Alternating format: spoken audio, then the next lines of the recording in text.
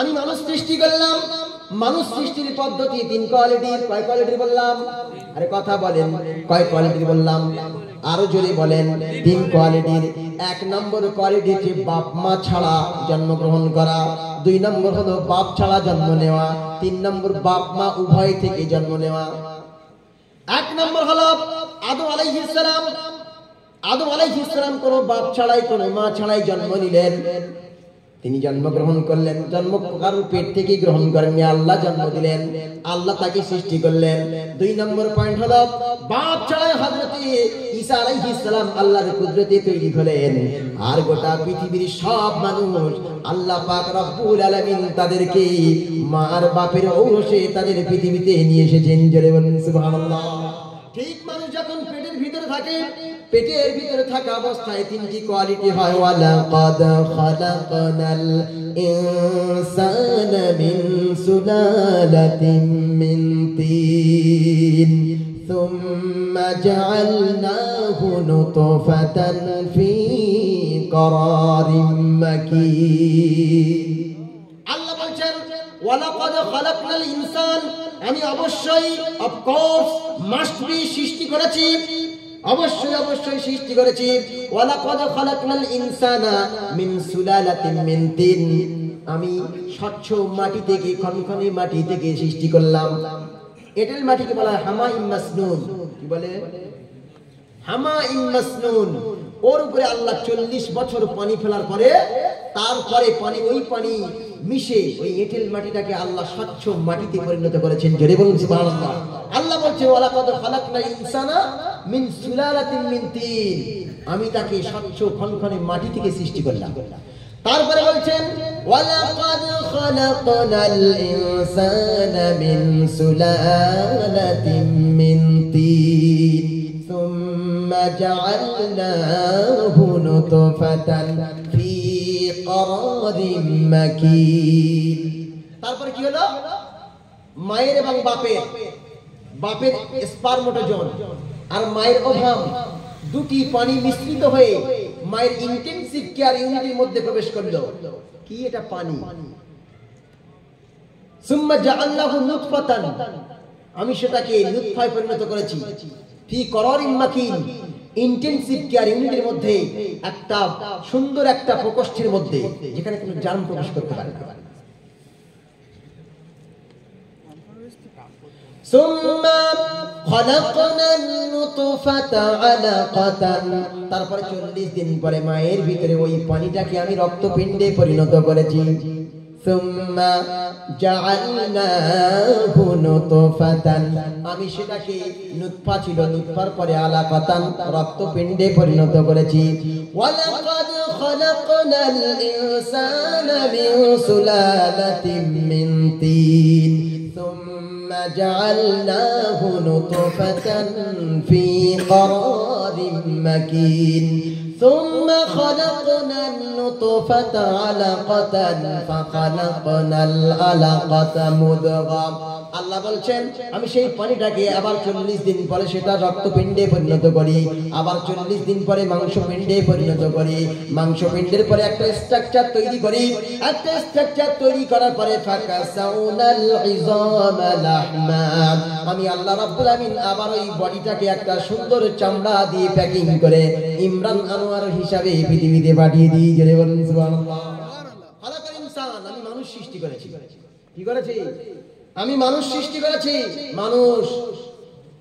মানুষ সৃষ্টি করেছি। মানুষ সৃষ্টি একটি মহান সৃষ্টি। আচ্ছা, এই কোরআন কি কেন আগে আনলেন আর মানুষকে কেন পরে আনলেন? কারণ মানুষ সৃষ্টির আগে কোরআন আসা জরুরি। মানুষ সৃষ্টি করে আল্লাহ যতটা রহমত না করেছেন তার চাইতে কোরআন নাজিল করে আল্লাহ তার চাইতে বেশি রহমত করেছেন। জোরে বলুন সুবহানাল্লাহ। সম্মানিত ভাই, তারপর হচ্ছে আল্লামাহুল বায়ান, আমি তাকে বক্তব্য শিখিয়েছি। গরু বক্তব্য দিতে পারে? ছাগল, মহিষ, ঘোড়া, ভেড়া, অন্য কোন প্রাণী বক্তব্য দিতে পারে আমাদের মতো? যে একটা গরু উঠে বিশাল বক্তব্য দেয়, ভাইরা আমার এই মাঠে শুধু আমার রাজত্ব চলবে। কোনদিন কোন গরু বক্তব্য দিয়েছে? কোন মহিষ, কোন ছাগল, কোন ভেড়া? এদের বক্তব্যের শিক্ষা দেওয়া হয় নাই। আল্লাহ বলছেন আল্লামাহুল বায়ান, আমি মানুষকে বায়ান শিক্ষা দিয়েছি। কি দিয়েছি? বায়ান আর বক্তব্য শিক্ষা দিয়েছি। বলবেন না সুবহানাল্লাহ।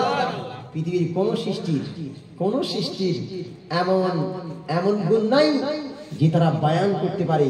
শুধুমাত্র মানুষকে আমি আল্লাহ রাব্বুল আলামিন বায়ান শিখিয়েছি। জোরে বলুন সুবহানাল্লাহ। আল্লাহ পাক বলেন শুধু বায়ান নয়, এক একজনের ভাষা হিসেবে তারা বায়ান দিতে পারে। এখানে যদি একজন মালয়ালাম ব্যক্তি এসে মালয়ালাম ভাষায় বক্তব্য দেয়, আমরা কি বুঝতে পারবো নাকি?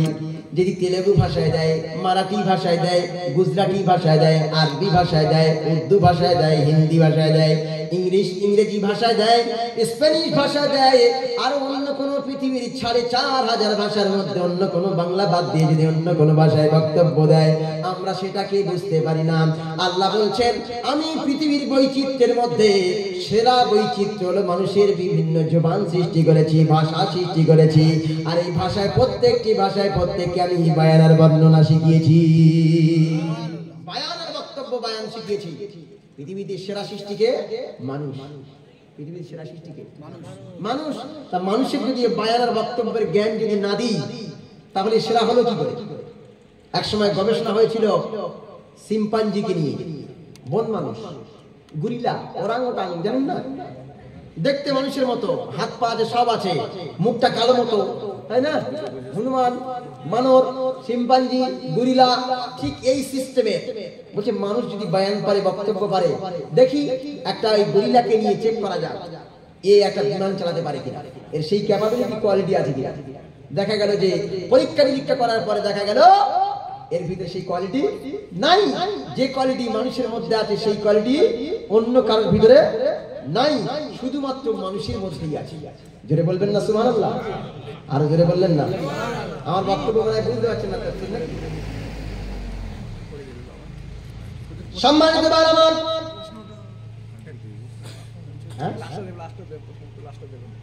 পাকিস্তানে নাকি ইমাম মেহেদী বার হয়েছে।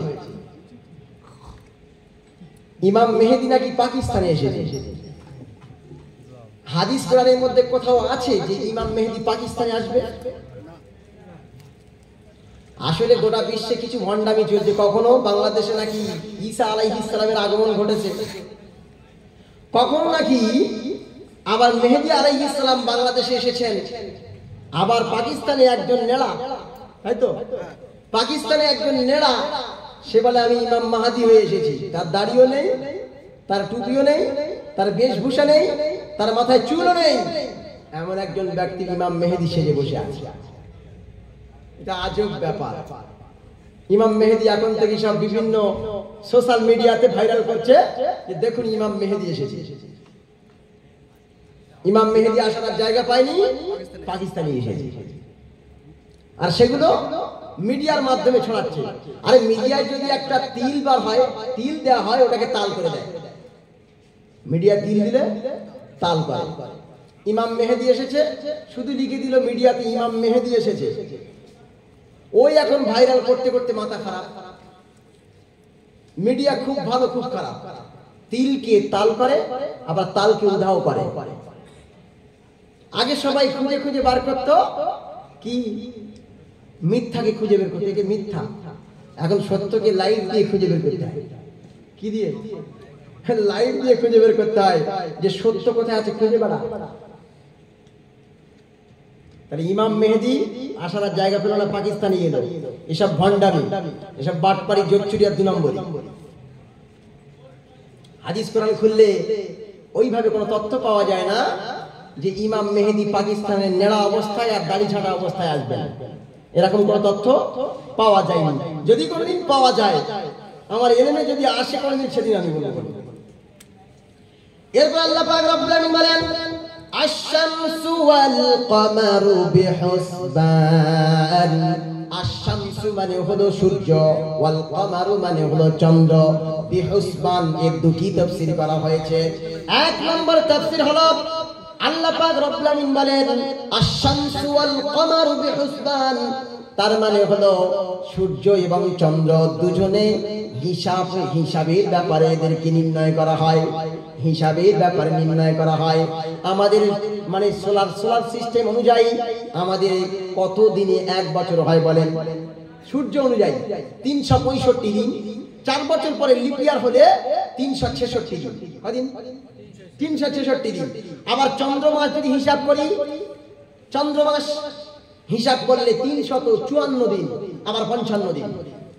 কদিন? 354 দিন অথবা 55 দিন।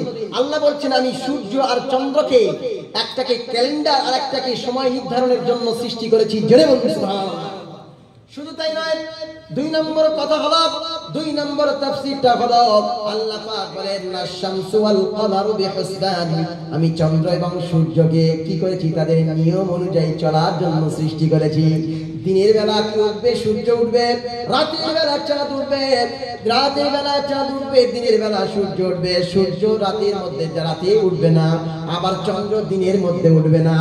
চন্দ্র যদি দিনের বেলা আসে আলো দিতে পারবে না, সূর্য যদি রাতের বেলা আসে সূর্য আলো দিতে পারবে না। তার মানে আল্লাহ এদের নির্দিষ্ট টাইমের জন্য টাইমিং হিসাবে সৃষ্টি করেছে। নির্দিষ্ট টাইমে তারা আপন গতিতে আপন কক্ষপথে চলছে। জোরে বলুন সুবহানাল্লাহ। আপন কক্ষপথে চলছে, আপন কক্ষপথে চলছে। লাশ-শামসু ইয়ানবাগি লাহা, আল্লাহ বলছেন সূর্যের বাবার ক্ষমতা নাই চাঁদকে তেড়ে ধরবে, আবার চাঁদের বাবার ক্ষমতা নাই সূর্যকে তেড়ে ধরবে। সূর্য তার আপন কক্ষপথে দিনের বেলা চলবে, আর চন্দ্র তার আপন কক্ষপথে তার রাস্তায় চলবে। তার মানে নিজে নিজের স্থান বহাল রেখে সবাই চলতে থাকবে। জোরে বলুন সুবহানাল্লাহ। এরপর আল্লাহর একটা কথা বলেন ওয়ান নাজমু ওয়াশ-শাজারু ইয়াসজুদান। অনেকে এটা তাফসীর করে কিন্তু সামঞ্জস্যপূর্ণ তাফসীর করতে পারেন না।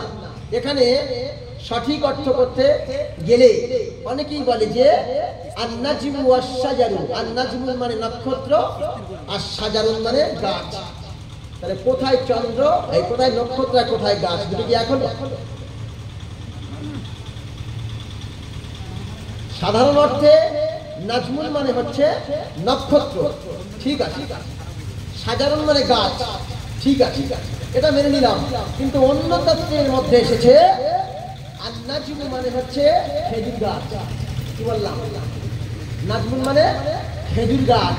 আর ওয়াশ-শাজারু মানে শুধু সাজার মানে গাছ হয় তা নয়, সাজার মানে আবার ঝগড়া করা হয়। কি হয়? ঝগড়া করা হয়।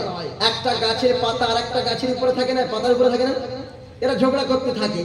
আল্লাহ যেন ঠিক এইভাবে বলছেন, খেজুর গাছকে ইঙ্গিত করে আর অন্যান্য গাছকে ইঙ্গিত করে বলছেন ওয়ান নাজমু ওয়াশ-শাজারু ইয়াসজুদান। আল্লাহ পাক বলেন খেজুর গাছও আমি আল্লাহ আমার সিজদা করে।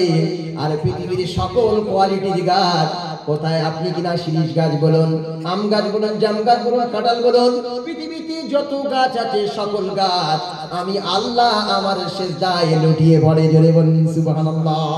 অনেকে মনে করে যে সাজাদা ইয়াসজুদু মানে হচ্ছে পুরো কপাল ঠেকিয়ে দেওয়া। না, নত হওয়া, ছোট হওয়া, মস্তককে অবনত করা, কারোর গোলামি করা, এর নাম সিজদা অর্থ। তাহলে যদি অনেকে প্রশ্ন করে যে গাছ আবার কি করে সিজদা করে? গাছ কি করে সিজদা করে? গাছকে দেখেছেন করে দিন যে গাছ সিজদা করছে? দেখেছেন আপনারা? দেখেন সিজদা মানে আপনারা কি বুঝেছেন? শুধু মাথা নত করে নাক ঠেকানো আর কপাল ঠেকানো, আনুগত্য করা, কারোর গোলামি করা, কারোর দাসত্ব করা। বুঝতে পারেননি? তবু একটা অর্থ এইভাবে হয় যে ছায়া ফেলে গাছ আল্লাহর সিজদা করে। যখন পূর্ব দিকে সূর্য উঠল, পূর্ব দিগন্ত যখন সূর্য উঠল, সূর্য ওঠার পরে গাছের উপরে যখন সূর্যের লাইটটা পড়লো, আলোটা পড়লো, আলো পড়ার পরে তার ছায়াটা কোন দিকে পড়ে? পশ্চিম দিকে পড়ে। আবার যখন সূর্য পশ্চিম দিকে ডুবে যায়, অস্তমিত হয়, ডুবে যায় যখন, তখন তার লাইটটা যখন গাছের গায়ে পড়ে, সেই সময় কোন দিকে পড়ে ছায়াটা? বলবেন তো কোন দিকে পড়ে? দক্ষিণ দিকে পড়ে না উত্তর দিকে? বলতে পারলেন না? বলে উত্তর দিকে। কোন দিকে পড়ে? পূর্ব দিকে পড়ে। মাশাআল্লাহ। তাহলে সূর্য যদি পূর্ব দিক থেকে ওঠে পশ্চিমে ছায়া পড়ে, আর যদি সূর্য পশ্চিম দিকে ডুবে যায় পূর্ব দিকে ছায়া পড়ে। আল্লাহ বলে, ও পৃথিবীর মানব মণ্ডলী শোনো, আমি রাব্বুল আলামিন আল্লাহ, আমাকে ওরা কি করে সিজদা করে তোমরা জানো? ওরা ওদের ছায়াগুলো মাটির উপরে ফেলে দিয়ে আমি আল্লাহ আমার সিজদায় লুটিয়ে পড়ি। গাছ সিজদা করে, মাছ সিজদা করে, গোটা পৃথিবীর সব সৃষ্টি সিজদা করে, কিন্তু মানুষ সিজদা করে না। অকৃতজ্ঞ জাতি। আল্লাহ সব নাজ নিয়ামত খাচ্ছে, তবু আল্লাহ শুকরিয়া আদায় করে না। 80টা বছর কেটে গেল, ডাকিনি তোমায় প্রভু, আমার ক্ষুধার অন্ন তবু বন্ধ করেনি প্রভু। 80 বছর হয়ে গেল, বুড়ো হয়ে গেল, চামড়া ঝুলে গেল, কথা বলতে পারে না, দুর্বল হয়ে পড়লো, মসজিদের মুখে যায়নি, ডিঙায়নি, নামাজ পড়েনি।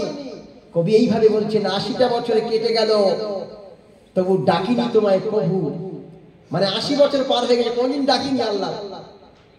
আমার ক্ষুধার অন্ন তবু বন্ধ করেনি তবু।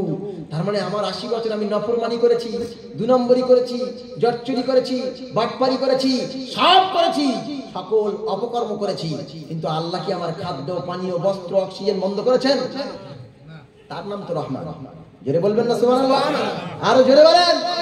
এই জন্য তো আর রহমান আল্লামাল কুরআন খালাকাল ইনসান আল্লামাহুল বায়ান। তিনি এমন দয়ালু। কি দয়ালু তিনি! যখন পেটের বাচ্চা পৃথিবীতে আসলো, আসার পরে নার্সরা কি করলো, তার পা দুটো ধরে আর পিছনে একটা চড় দিল। দেওয়ার পরে বাচ্চা ওয়া ওয়া ওয়া করে কাঁদতে থাকে। কাঁদতে যখন থাকে, একটা কাঁচি দিয়ে একজন গিয়ে তার নাড়িটা কেটে দেয়, নার্ভটা কেটে দেয়। দেওয়ার পরে সে যেন চিৎকার করে বলতে থাকে, রব্বুল আলামিন, আমি যখন মায়ের পেটের মধ্যে ছিলাম, ইন্টেনসিভ কেয়ার ইউনিটের মধ্যে যখন ছিলাম, তুমি ওই একটা নাড়িতে আমার খাদ্য জোগাতে, পানি জোগাতে, বাতাস জোগাতে, সবকিছুই জোগাতে। কিন্তু এরা কি মানুষ, এত নিষ্ঠুর, এত নির্দয়, এরা আমার ওই খাবারের লাইনটাকে কেটে দিল।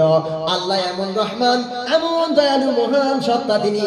আল্লাহ বান্দাকে লক্ষ্য করে বলে, ও পৃথিবীর মানুষেরা শোনো, আমি বান্দার জন্য কেমন রহমান দেখো, কেমন দয়ালু দেখো। ওরে বান্দা, পৃথিবীর মানুষ তোর উপরে হিংসা করে তোর নাড়িটা কেটে দিতে পারে, একটা নাড়ি কেটে দিয়েছে, আমি আল্লাহ তোর মায়ের বুকের উপরে ডাবল লাইনের ব্যবস্থা করে দিয়েছি। বড় লাইনের ব্যবস্থা, ডাবল লাইনের ব্যবস্থা করেছি। তোর মায়ের বুকের উপরে তোর জন্মের 6 মাস আগে থেকে আমি দুধ গরম করে রেখেছি। আর শুধু তাই নয়, যদি একটা বড় ছিদ্র দিতাম মায়ের স্তনের বোটার উপরে, তাহলে তুই একবার চোষা মারতিস, টান মারতিস, তাহলে অনেকটা এসে তোর ছোট্ট গলাকে, তোর ছোট্ট নলিকে, ছোট্ট গলাকে বাঁধিয়ে দিয়ে তোকে মানে মৃত্যু হয়ে যেতে পারত। কিন্তু আমি এমন মহান রহমান, আমি মায়ের বোটার উপরে 32টা ছিদ্র দিয়ে আমি তোর উপরে রহমত বর্ষণ করেছি।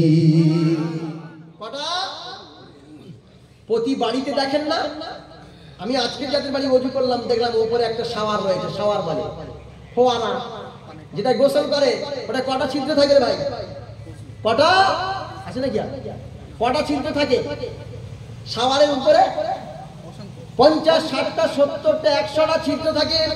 আপনি যদি গোসল করতে যান আর ট্যাপটা যদি খুলে দেন, যদি ওই শাওয়ারের উপরে মুখ দিয়ে আপনি দম নেন আর গোসল করেন, পারবেন না? পারবেন। কিন্তু একটা ছিদ্রওয়ালা যদি ট্যাপ ছেড়ে দেন খুব স্পিডে আর নাকটা এইভাবে দেন, তাহলে নাকের ভিতরে, গালের ভিতরে পানি ঢুকে গিয়ে আপনি ওখানেই সাবাড় হয়ে যাবেন। কথা ঠিক না ভুল? আল্লাহ পাক বলেন, আমি এমন রহমান, শোন, তোর মায়ের স্তনের বোটার উপরে যদি আমি একটা ছিদ্র, বড় ছিদ্র করে দিতাম, তুই খুব ক্ষুধার জ্বালায় ঘুমের মধ্যে খেতিস, তোর মা ঘুমের মধ্যে দুধ দিত, জাগ্রত অবস্থা দিত, দাঁড়িয়ে দিত, বসে দিত, শুয়ে দিত, আর তুই টানতিস। একবার যখন চোষা মারতিস, অনেক দুধ এসে তোর ছোট্ট গলাকে আটকে দিত, দেওয়ার পরে তোর মৃত্যু হয়ে যেতে পারত। কিন্তু আমি এমন মহান কৌশলী আল্লাহ, তোর এই দুধের উপরে 32টা ছিদ্র দিলাম। 32টা ছিদ্র দেওয়ার পরে তুই একবার টানবি, আস্তে আস্তে আস্তে আস্তে আসবে, আর তুই সেই রহমানের বান্দা হয়ে তুই তার অনুগ্রহ আর অনুকম্পা দয়ায় বেঁচে থাকবি। জোরে বলুন সুবহানাল্লাহ। মায়ের স্তনের বোটার উপরে কটা ছিদ্র? 32টা ছিদ্র। কটা? 32টা। আচ্ছা, যদি ওই বাচ্চা ছেলেকে যদি ভাত খাওয়ানো যেত, তাহলে পানি খাওয়াতে হতো হতো না? তাহলে আল্লাহ এমন হাই কোয়ালিটির খাবার তৈরি করলেন কি, যাতে ফ্যাট আছে, যাতে কার্বোহাইড্রেট আছে, যাতে বিভিন্ন রকমের ক্যালসিয়াম আছে। হাই কোয়ালিটির খাবার গরম করে রাখলেন। সেলুলোজ আছে, ফ্রুক্টোজ আছে, ল্যাকটোজ আছে, গ্যালাক্টোজ আছে, সুক্রোজ আছে। এর মধ্যে সকল খাবারের অণু, সকল খাবারের মানে সকল খাবারের কোয়ালিটি দিয়ে আল্লাহ হাই কোয়ালিটির খাদ্য বানিয়েছেন, যেটা খেলে আর পানির পিপাসাও হয় না, আর ক্ষুধার জ্বালাও আসে না। পিপাসাও মেটে, ক্ষুধাও মেটে। এমন 2 in 1 খাদ্য আল্লাহ নাজিল করে বান্দার প্রতি রহমত করেছেন। তিনি হচ্ছেন রহমান। সুবহানাল্লাহ। রহমানের ব্যাখ্যা সারাদিন ব্যাখ্যা দেওয়া যাবে। কদিন? সারাদিন ব্যাখ্যা দেওয়া যাবে। ঠান্ডার সময় না, আমাদের দিকে কুকুরগুলো দেখেছেন তো, নেড়ি কুকুর, তাই না? কি কুকুর? নেড়ি কুকুর, গায়ে লোম আছে। বরফের দেশে চলে যায়, দেখবেন 1 হাত করে লোম তাদের গায়ে। এই লোম দিল কে? তাহলে এদের গায়ে যদি 1 হাত করে লোম দিত, তারা ঘামে ডুবে যেত না? ঘামে ডুবে যেত। কিন্তু এরা নাতিশীতোষ্ণ এলাকায় বাস করে, গরম প্রকৃতির জায়গায় বাস করে। ওই জন্য ছোট্ট লোম দেওয়া হয়েছে। দেওয়ার পরে এরা সুইটেবল হবে, মানে এদের পরিবেশটা, এনভায়রনমেন্টটা সুইটেবল হবে। এই জন্য আল্লাহ ছোট্ট ছোট্ট লোম দিয়ে এদের প্রতি রহমত করেছেন। আর যারা বরফের দেশের ভাল্লুকগুলো, বরফের দেশের কুকুরগুলো, বরফের দেশের প্রাণীগুলোকে আল্লাহ 1 হাত করে লোম দিয়ে চিরতরে তাদের কম্বল জড়িয়ে দিয়েছেন। জোরে বলুন সুবহানাল্লাহ। এর নাম হচ্ছে রহমান। এর নাম কি? রহমান। আল্লাহ পাক বলেন والشمس والقمر بحسبان والنجم والشجر يسجدان والسماء رفعها ووضع الميزان والسماء رفعها। আমি আকাশকে সমুন্নত করেছি। আকাশকে কে কে দেখতে পান? কেউ দেখতে পান? আছেন এরকম কেউ? আমি তো দেখতে পাই না। আপনারা পান নাকি কেউ? আকাশ কেউ দেখতে পান? পান না? না, কোন বৈজ্ঞানিক দেখতে পাইনি। কোন হাই কোয়ালিটির অনুবীক্ষণ যন্ত্র দিয়ে, দূরবীক্ষণ যন্ত্র দিয়ে তারা আকাশের কুলকিনারা খুঁজে পাইনি। আর আমি আর আপনি তো সলিমুদ্দিন কলিমুদ্দিন আকাশের কোন অস্তিত্বই খুঁজে পাইনি। যা আমরা দেখি সব মহাশূন্যের একটা নীলাভ আভাস দেখতে পাই, রং দেখতে পাই। একজন দৃষ্টান্ত দিতে গিয়ে বলেছেন, প্রথম আকাশের চাইতে উপরের আকাশটা আরো বড়, তার চাইতে আরো উপরের আকাশটা আরো বড়। তার মানে হলো সাবা তরাইক। আল্লাহ 7ম স্তরে এই আকাশগুলোকে ভাগ করেছে। প্রথম স্তরের থেকে অন্য উপরের স্তরটা আরো বড়, তার উপরের চাইতে আরো বড়, নিচেরটার থেকে তারটা উপরেরটা আরো বড়, তার নিচেরটার থেকে উপরেরটা আরো বড়। তার মানে হলো একটা সাহারা মরুভূমিতে যদি একটা আংটি ফেলে দেন, সাহারা মরুভূমির অনুযায়ী আংটিটা যত ছোট, দ্বিতীয় আকাশের থেকে প্রথম আকাশটা ছোট। জোরে বলেন সুবহানাল্লাহ। এত বড়, এত বড়। তার মানে একটা লাট্টু দেখেছেন? লাট্টু, এই ভাইরা লাট্টু দেখেছেন? দেখেছেন? দেখেননি মানে কেউ? লাট্টুর নিচের দিকে ছোট না উপর দিকে ছোট? নিচের দিকে। আল্লাহ যেন ওই আকাশের উপর থেকে নিয়ে আর নিচে পর্যন্ত চিকেন লাট্টু সিস্টেম করেছেন। নিচে বিন্দু আর উপরে মহা মহা মহা আকাশ। জোরে বলুন সুবহানাল্লাহ। এসব কার কুদরতে আছে? কার শক্তির আয়ত্তে আছে? কার কর্তৃত্বে আছে? কার রাজত্বে আছে? সব সেই রহমানের রাজত্বে আছে। সম্মানিত ভাই আমার, আল্লাহ পাক এরপরে বলেন ওয়াস-সামা'a রাফা'হা ওয়া ওয়াদা'আল মিজান আল্লা তাতগাউ ফিল মিজান। আল্লাহ মাপার জন্য মাপের যন্ত্র তৈরি করেছেন, মিজান স্থাপন করেছেন। এটা কিয়ামতের সেই মিজানের কথা বলতে পারেন, আর পৃথিবীর এই মাপার বিভিন্ন পাল্লার কথা বলতে পারেন। আল্লাহ তারপরে বলছেন যে আল্লাহ তাতগাউ ফিল মিজান, ওজনে কম দিবি না। আমি আমার ভাষায় বলছি, ওজনে কম দিবি না। আল্লাহ তাতগাউ ফিল মিজান, ওজনে কম দিবি না। একটা পাল্লা যখন একজন করে ধরা হয়, বাটখারা কোন দিকে থাকে? কোন দিকে? আরে ভাই, বাম হাতে যখন বাটখারা ধরে বাম দিকে থাকে, আর ডান দিকে কি দেওয়া হয়? পণ্য, মাল, সামান, খাবার, খাদ্য, জিনিস দেওয়া হয়। আর বাম সাইডে থাকে বাটখারা, ডান সাইডে থাকে খাবার, খাদ্য। আল্লাহ বলছে যেন ওই যে কাঁটাটা, ওই কাঁটাটা যেন বাম দিকে ঝুলে না যায়, ডান দিকে ঝুলিয়ে দিবি, না তো তুই মালে তো কম দিয়ে দিবি। আল্লাহ বলছিল আল্লাহ তাতাগাউ ফিল মিজান, মিজানের ব্যাপারে সীমা লঙ্ঘন করবি না। কি করবি না? সীমা লঙ্ঘন করবি না। কিছু কিছু মানুষ কি করে জানেন, বলছে মালে কম দেবো না, এই ডান সাইডে পাল্লা নিচে একটা চুম্বক ফিট করে দেয়। 100 গ্রামের চুম্বক, 100 গ্রামের চুম্বক, পাল্লা দাঁড় করানো আছে, নিচের দিকে 100 গ্রামের একটা চুম্বক দিয়ে দিল, উপরে বাটখারা মারা আছে, ও খাবার নিয়ে গেল, নশা হয়ে গেল। কথা হয়ে গেল নশা। এই দিনের বেলার ডাকাত গুলো আবার মসজিদে গিয়ে বলে লাইন সোজা করো। কি বলে? লাইন সোজা করো। ভাইরা আমার দিল ইস্তাউ সাউ সুফুফাকুম ফা ইন্না তাসবিয়াতাস সুফুফি মিন তামামিস সালাহ।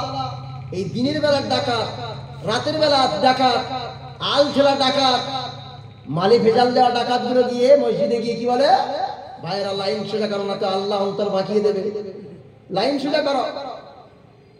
এক চাচা কি করেছে, মাঠে গিয়েছেন, মাঠে যাওয়ার পরে মাঠের দুই দিকে দুটো পিলার মারা আছে। এবার তিনি আল কাটতে শুরু করেছেন। আল কাটতে কাটতে কাটতে কাটতে মাঝখানের দিকে পুলসিরাত বানিয়েছে, আর ওই দিকে দুটো ঠিক আছে, মাঝখানে কেটে কেটে সরু বানিয়ে ফেলেছে। ওই চাচা আবার মসজিদে এসেছে। মসজিদে আসার পরে বলছে ভাইরা আমার সবাই লাইনটা সোজা করে নাও। এই ভাই সোজা করে, ভাই সোজা কর, লাইনটা সোজা করে নে। আল ঠেলা চাচা আবার মসজিদে এসে বলে লাইন সোজা কর। লাইন সোজা মানে আল্লাহ বোঝাইতে চাইলেন ও পৃথিবীর মানুষ, এই লাইন সোজা করার মধ্যে থেকে তোরা শিক্ষা নিয়ে নে, শুধুমাত্র নামাজের লাইন সোজা নয়, তোর জীবনের লাইন সোজা করতে হবে। মসজিদের বাইরে যাবি, মিথ্যা কথা বলা যাবে না, সত্যের লাইন সোজা করতে হবে। মালে ভেজাল দেওয়া যাবে না, সঠিক মাল দিতে হবে, লাইন সোজা করতে হবে। মানুষের সঙ্গে 2 নম্বরই করা যাবে না, লাইন সোজা করা লাগবে। মানুষের আল ঠেলা যাবে না, লাইন সোজা করা লাগবে। জেনা করা যাবে না, লাইন সোজা করা লাগবে। তারপরে 2 নম্বরে চিটারি, বাটপারি, যত রকমের শরিয়ত বিরোধী কর্মকাণ্ড আছে শরিয়তের আওতায় এনে সোজা করতে হবে। ওই লাইন মানুষকে এই শিক্ষা দেয়, জেরে বলুন সুবহানাল্লাহ। তার মানে মালে মনে হয় ভেজাল দেওয়া যাবে নাকি?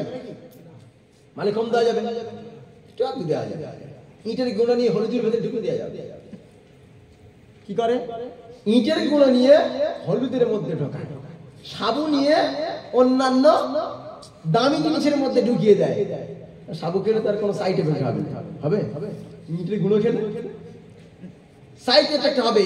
আল্লাহ বলছেন আল্লাহ তাতাগাউ ফিল মিজান, তোরা কি করিস না? মাপের ব্যাপারে সীমা লঙ্ঘন করিস না। মাপের ব্যাপারে সীমা লঙ্ঘন করিস না। ওই যে চাচা আল ঠেললো, ওই যে চাচা 2 নম্বরই করলো, ওই মালে ভেজাল দিল, ওজনে কম দিল, ওই চাচার নামাজ হবে? হবে না? কেন হবে? হবে না? কেন হবে না? আরে তো জলজান্ত জামাতে নামাজ পড়ছে তো, নামাজ কেন হবে না বলুন না? নামাজ হতে গেলে হালাল খাবার খাওয়া লাগবে। কি খাওয়া লাগবে? হালাল খাবার খাওয়া লাগবে। আল্লাহ পাক রব্বুল আমিন মহাবিশ্বের মহাগ্রন্থ কোরআন আল কারীমের মধ্যে বলেন, ইয়া আইয়ুহাল্লাযীনা আমানু কুলু মিন তাইয়্যিবাতি মা রাযাকনাকুম ওয়াশকুরু লিল্লাহ ইন কুনতুম ইয়্যাহু তা'বুদুন।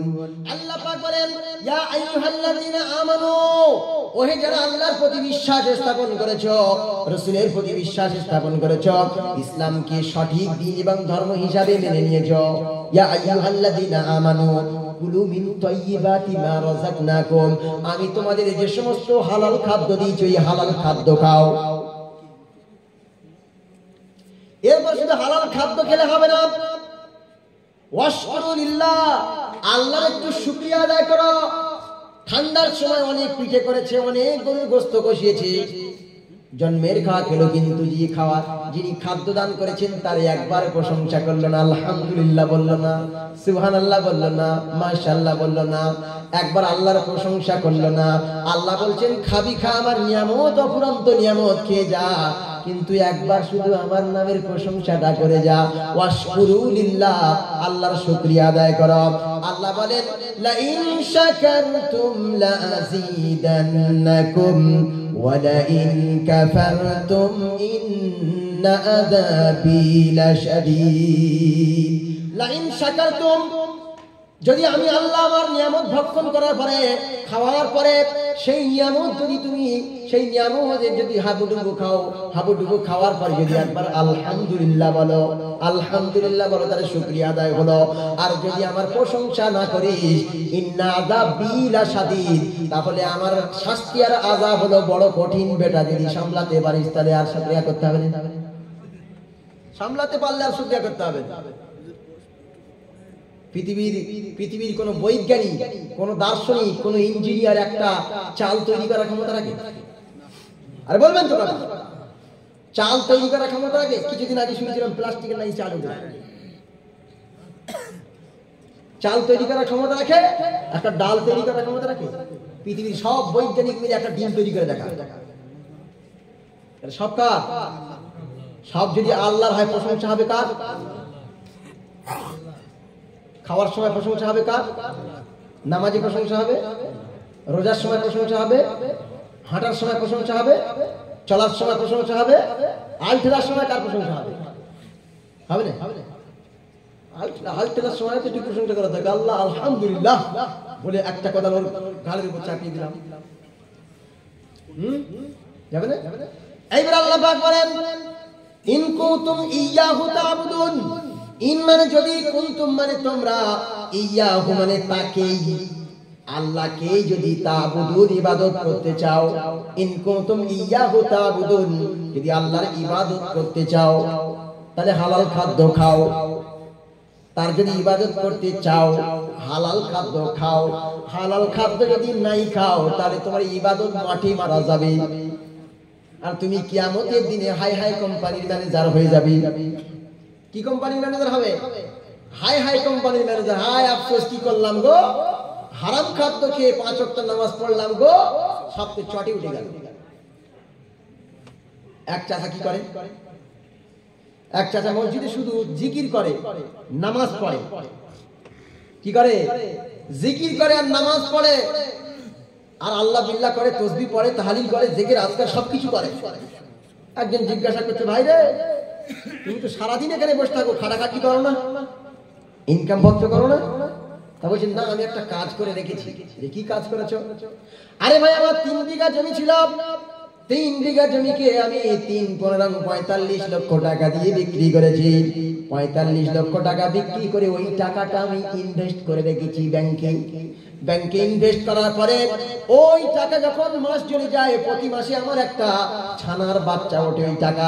ওই টাকার ছানা বাচ্চা ওঠার পরে ওই টাকাকে নিয়ে আমার বাড়িতে চলে আসি। ওই বাড়িতে এসে আমি বাজার থেকে দামি দামি খাবারগুলো কিনে আমার স্ত্রীকে দিই। আমার স্ত্রী খাদ্য বানিয়ে দেয়, খাবার বানিয়ে দেয়। আমি গিয়ে নামাজ পড়ি, রোজা করি, জিকির করি, আজকার করি, তাসবিহ পড়ি, তাহলিল করি, জিকির করি, সব করি। আর গিয়ে স্ত্রীর হাতের খানা পাকানো খানা খেয়ে আসি। আর সারাদিন আমি আল্লাহর জিকিরে মশগুল হয়ে যাই। মারাত্মক আল্লাহর ওলি হয়ে গেছে, বিরাট জিকির করছে। এখন চাচাকে জিজ্ঞাসা করো, চাচা তুমি যে টাকা ওখানে রেখেছো, ওই টাকার যে ছানা বাচ্চা উঠেছে ওটা হালাল না হারাম? তখন পাশ থেকে একজন ফতোয়া দিল, কি হারাম তো। তা বলছি আমাকে ফতোয়া দিতে যাবেন না, ওই ফতোয়ার কামটা আমি আগে থেকেই সেরে রেখেছি, আগে থেকে ওর কায়দাটা আমি ঠিক করে ফেলেছি। ওই যে আমি ব্যাংকে যে টাকাটা এককালীন জমা দিয়েছি, ওটাই সলিমউদ্দিনের নামে নয়, সলিমউদ্দিনের বউ রহিমার নামে জমা করেছি। ওটা আমার নামে নেই, আমার বউয়ের নামে আছে। কার নামে? ওর বউয়ের নামে আছে, ধরা খাবে না। আমার বইয়ের নামে ব্যাংকের অ্যাকাউন্ট আছে, ওই অ্যাকাউন্টে আমি টাকাটা রেখেছি। আচ্ছা বলুন তো, বইয়ের অ্যাকাউন্টে যদি টাকা থাকে আর ওই টাকা যদি সুদ হয়, ওই সুদের টাকা এনে বউও খেলো আর স্বামীও খেলো, দুজনেই যখন খেলো, দুজনের মনে হয় ইবাদত সব আল্লাহর ওলির মতো গ্রহণ করা হলো নাকি? মাঠে দাঁড়াবে, স্বামীরও গেল, স্ত্রীরও গেল। তাহলে ইবাদত করতে গেলে কি খাদ্য লাগবে রে ভাই? কি খাদ্য লাগবে? হালাল খাদ্য। আমরা খাই না? খাই তো ইনশাআল্লাহ, আলহামদুলিল্লাহ। আরে বলবেন তো হালাল খাদ্য খাই, খাই খাই, ভিতরে ভিতরে একটু ভয় লাগে। একটু বালিশে মাথা দিয়ে চিন্তা করবেন যে হুজুর বলেছে হালাল খাদ্য খাই, বালিশে মাথা দিয়ে একদিন ভাববে আরে আমি পিছন দিকে তো ঘোষটা নিয়েছিলাম, ওইটা মনে হয় হালাল ছিল নাকি। আমরা বন্ধনে যুক্ত হয়েছি, বলে হুজুর বন্ধন সম্পর্কে বলবেন, আপনি সুদ সম্পর্কে বলুন, কিন্তু বন্ধন সম্পর্কে বলা যাবে না। আরে আমার জাতি চুলোয় চলে যাচ্ছে, আমি বন্ধন সম্পর্কে বলবো না? তা কি সম্পর্কে বলবো? কি সম্পর্কে বলবো? এই ইলেরা চলছে, ভিডিও চলছে, তারপরে এলআইসি চলছে, তারপরে বন্ধন চলছে। বাড়িতে মিনিস্টার গুলো কারা? বউরা। বউরা বলছে এই ছেলেদের মাথায় কাঁঠাল রেখে খাওয়া যাবে না, বন্ধনের নেত্রী হবে কে? সেই বাড়ির গৃহিণী হবে নেত্রী। ওই গৃহিণীকে যদি আমি পাকে ফেলতে পারি, তাহলে ওর পরিবারটা শুধু নয়, সমাজ শুধু নয়, গোটা রাষ্ট্রকে ধ্বংস করে ফেলবে। বাড়ির মিনিস্টারকে হাত করে ফেললেই ব্যাস জব্দ। তাই বন্ধন যারা করে এরা ভালো পলিসি নিয়ে লেগেছে যে বাড়ির বউদেরকে এই বন্ধনে নামাতে হবে। ওদের যদি নামাতে পারো, বিছানায় গিয়ে স্ত্রী তো স্বামীকে বোঝাবে, এই দেখো তুমি এককালীন 50 লাখ নাও আর প্রতি মাসে 1 লাখ করে দাও, অসুবিধা কি তোমার? তোমার তো বড় ইন্ডাস্ট্রি চলবে, বড় ব্যবসা চলবে, বড় বাণিজ্য চলবে, সব চলবে, অসুবিধা নেই। এই সুদ, ঘুষ, এই 2 নম্বরই বাটপারি চিড়ারি দিয়ে আমাদের ইমানগুলোকে ভিতর থেকে ধ্বংস করছে। আর আমরা শুধু কি করছি? মাথা ঠুকেই যাচ্ছি, কিন্তু স্বাদ পাচ্ছি না। আল্লাহ পাক রব্বুল আলামিন মহাবিশ্বের মহাগ্রন্থ কোরআন আল কারীমের মধ্যে বলেন, ও পৃথিবীর মানুষেরা শোনো, ইন্নাস সালাতা তানহা আনিল ফাহশাই ওয়াল মুনকার। ইন্নাস সালাতা, নিশ্চয়ই নামাজ, অবশ্যই নামাজ, অফকোর্স নামাজ।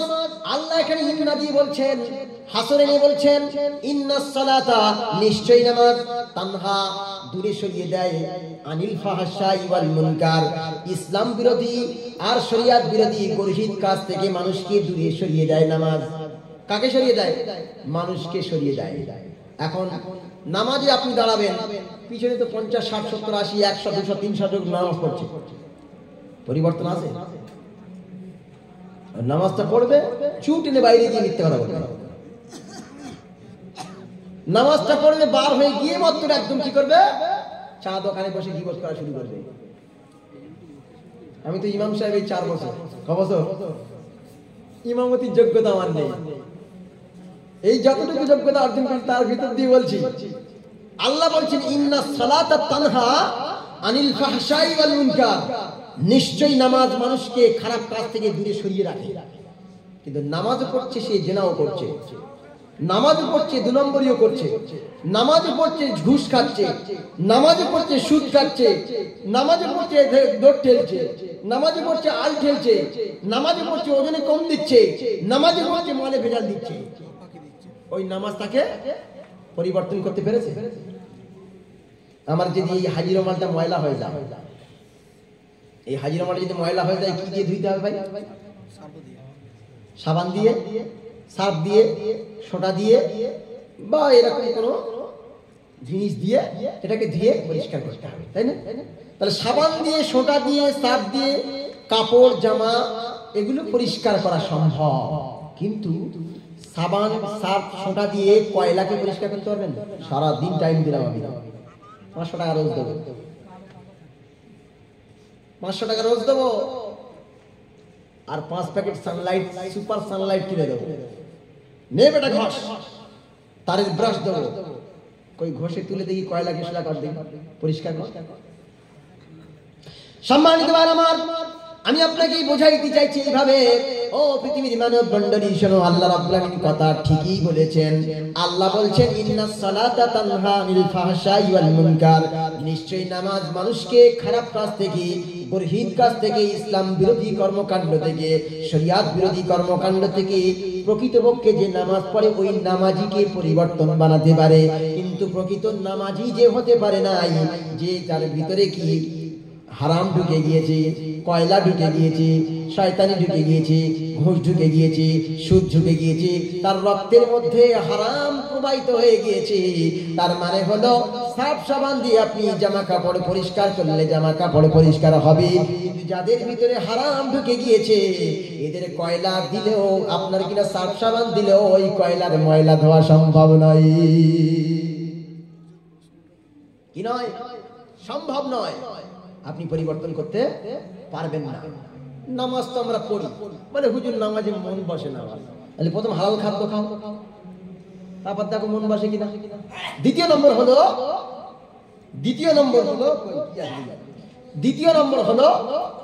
এটা, দ্বিতীয় নম্বর হলো মেলা তো মেলা, আচ্ছা আচ্ছা। দ্বিতীয় নম্বর হলো আমি যেটা পড়ছি সেটা বুঝি না। আরবের মানুষেরা কোরআন পড়ে আর ঝরঝর করে কাঁদে, কোরআন পড়ে ঝরঝর করে কাঁদে, আর আমরা আমাদের উপর দিয়ে কত হাই কোয়ালিটির আয়াত চলে যাচ্ছে, আমরা কিছু বুঝি না। আমরা ঠিক গাধার মতোই। গাধা যেমন সোনা যদি বহন করে নিয়ে যায়, ও গাধা বুঝতে পারে না যে আমার পিঠে সোনা আছে, দৌড়ে তোর মালিকের বাড়ি চলে যাবে, তাই না? আমার মালিক তো বড়লোক হয়ে যাবে, আমি বড়লোক হয়ে যাবো। ঠিক আমরা না জানার মতো পড়ছি, ওই জন্য আমাদের সে স্বাদ হচ্ছে না, স্বাদ আসছে না। ওই জন্য প্রথমে হালাল খাদ্য খাওয়া লাগবে, তারপরে কি করা লাগবে, তারপর যেটা পড়ছি সেটা বুঝতে হবে। আল্লাহ বলছেন আলহামদুলিল্লাহি রাব্বিল আলামিন, সমস্ত প্রশংসা গুণবলি গুণকীর্তন কার? আল্লাহ। আর রহমানির রহিম, যিনি পরম দয়ালু চরম কৃপাবান। এই যে অর্থগুলো আমরা বুঝি না, এই অর্থগুলো আমরা বুঝি না। নারায়ে তাকবীর, নারায়ে তাকবীর, নারায়ে তাকবীর। সিলসিলায়ে মুজাদ্দিদুজ জামান, সিলসিলায়ে মুজাদ্দিদুজ জামান, অল ইন্ডিয়া সুন্নাতুল জামাত, অল ইন্ডিয়া সুন্নাতুল জামাত, মুফতি সাহেব হুজুর কিবলা, নারায়ে তাকবীর। মাশাআল্লাহ। আপনারা যারা আগ্রহে বসেছিলেন, আমাদের প্রিয় হুজুর, আমার শিক্ষক মুফতি সাহেব হুজুর কিবলা এসে গেছেন। আমি আর বিয়াদবি করতে চাই না, তার উপস্থিতিতে আমার মতো নগণ্য গোলা আমার কথা বলার অধিকার রাখে না। আসসালামু আলাইকুম ওয়া রাহমাতুল্লাহি ওয়া বারাকাতুহু।